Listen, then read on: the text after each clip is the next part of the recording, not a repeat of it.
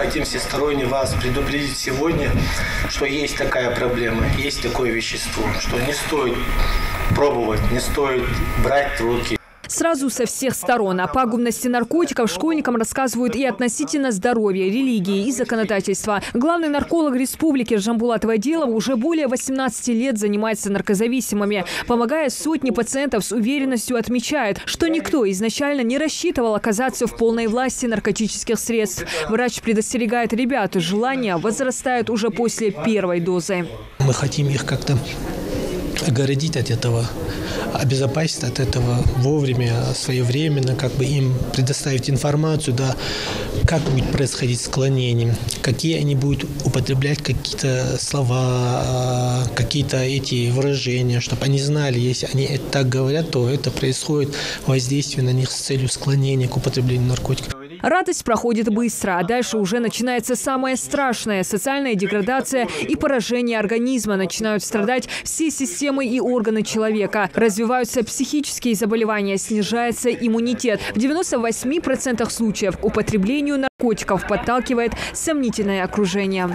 Почему они это делают? Почему они заинтересованы? Они заинтересованы сделать из вас наркоманов, а потом уже распространяя наркотики, да, продавая наркотики вам, получать, соответственно, от вас денежные какие-то средства, и, соответственно, дальше они сами хотят употреблять наркотики за счет ваших денег, за счет вас. Приводит молодежь к желанию употреблять наркотики различные факторы. Конкретной причины и единого алгоритма действий нет.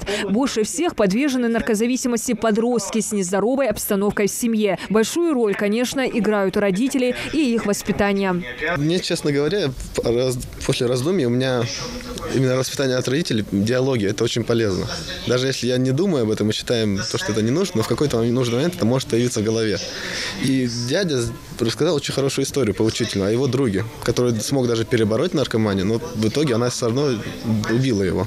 Далее встреча перешла в формат диалога. Говорят сегодня о разновидностях наркотиков и воздействии их на человека. В последние годы большим спросом начали пользоваться синтетические наркотики. Причина кроется и в их доступности. Число наркозависимых в мире уже более 200 миллионов человек. Употребляют наркотики до 4% жителей планеты. Цифры с каждым годом неумолимо растут и в Ингушетии. Это повод бить тревогу, уверены преподаватели. Профилактические беседы с учащимися проводят регулярно. Пользу в них, безусловно, для себя отмечают и школьники. Еще когда был маленький, слышал, где-то там, бывает, говорят по телевизору, еще где-то. Но где-то уже в 13-12 лет, то я начал осознавать, что это нельзя, что от этого лучше вообще полностью себя оградить и не употреблять никогда. И вот такие встречи, они тоже очень хорошо помогают. Такие беседы профилактические, они, конечно, они очень полезны. Я не знаю, люди узнают много нового, например. Сегодня нам рассказали рецепт на свая, вот.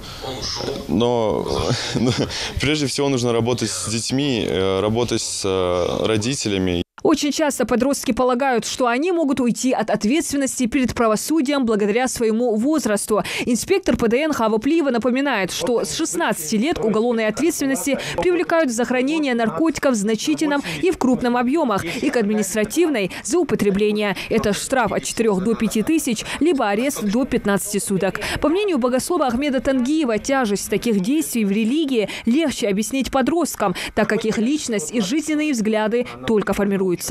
Как человек, представляющий духовенство, я, конечно, всегда ставлю акцент на религию.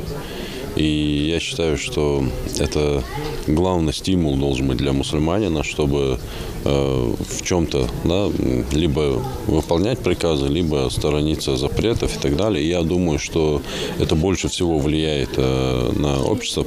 Ну а по мнению экспертов, 3 главных оружия на пути искоренения коварной напасти – пропаганда, выявление и пресечение. Такие мероприятия наркодиспансер вынужден проводить реже из-за эпидобстановки. За прошлый год их было около 50 в образовательных учреждениях региона. Также главный нарколог привел статистику. В прошлом году на учет в наркодиспансер поставили 120 человек. Если сравнивать с 2020-м, количество повысилось на 81 человек. В их числе 1 несовершеннолетний и 1 девушка. Диана Дударова, Хамзат Халухаев. Новости 24.